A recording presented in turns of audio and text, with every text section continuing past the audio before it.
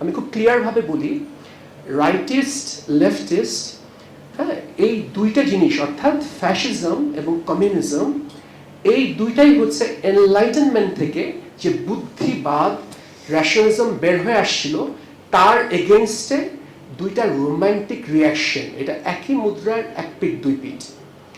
গত শতাব্দীতে ইতিহাসের ভ্যানগার্ড ছিল কমিউনিস্টরা, কারণ কমিউনিস্টদের পরাজিত কিন্তু করে ফ্যাসিস্টরা আসছিল ক্ষমতায়, কিন্তু তাদের আবার মহাযুদ্ধের বিরুদ্ধে কমিউনিস্টরা করে।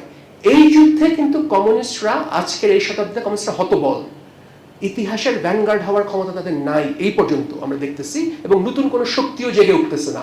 আমি বিশ্বব্যাপী কথা বলতেছি। হ্যাঁ, ধরেন ট্রাম্পের ফ্যাসিস্ট বুদ্ধিদাতা ছিল হচ্ছে স্টিভ ব্যানন। স্টিভ ব্যানন এখন বেলজিয়ামে একটা ইনস্টিটিউট খুঁজতেছে। তারা ব্রাজিলে ফ্যাসিস্টদের ইলেকশন জিতায় নিয়ে আসছে, তারা আর্জেন্টিনা ফ্যাসিস্টদের ইলেকশন জিতায় নিয়ে আসছে, তারা ইটালিতে প্রচুর ফান্ড আসতেছে, আমেরিকার ভিতরে অল্ট রাইট বলে, অল্ট রাইট জাগতেছে, এএফডি, জার্মানিতে এফডি মানে ফ্যাসিস্ট পার্টি ইলেকশন জিততেছে এবং তার সাথে গ্রিন পার্টি মার্চ করতেছে। সারা পৃথিবীতে আমরা একটা পার্টিকুলার মুভমেন্ট দেখতেছি, এবং আপনি যেটা বললেন খুব ইম্পর্টেন্ট কথা, সিভিলাইজেশন ব্লক তৈরি হওয়ার একটা তৈরি হচ্ছে। ফলে আমাদের এখানে অনেকে আমাদের বন্ধুরা বড় বাংলা বলে, এটা খুব অযৌক্তিক কথা না, হয়তো আমরা জানি না কি হবে ভবিষ্যতে, কারণ সুবে বাংলা তো ছিল এক সময়। আর আমরা বাংলা সাহিত্যের কথা বলি, যে আমরা চর্যাপদের কথা বলি, এটা কোনোটাই আমাদের একার দাবির মধ্যে না। উড়িষ্যা সাহিত্য ছাড়া আমরা চর্যাপদের কথা চিন্তাও করতে পারি না।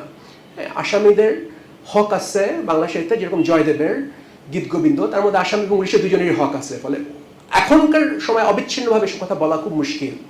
হ্যাঁ, ফলে যেটা হলো যে এখন এই জন্যই আমাদের এই গবেষণা করা, আমার রিয়েলিটি বোঝা, এবং তার থেকে বড় কথা আমার আকাঙ্ক্ষাগুলো পরিষ্কারভাবে বোঝা। আমি কি আমার আকাঙ্ক্ষাকে ম্যানিফেস্ট করার চেষ্টা করতেছি, না অজান্তেই আমি অন্যের ব্রিফকেস বহন করতেছি, এইটা বোঝা খুব জরুরি। এবং এই জন্য আমাদের এই কথাবার্তা বলা, নিজেদের মধ্যে বিনিময়টা বোঝা খুব জরুরি।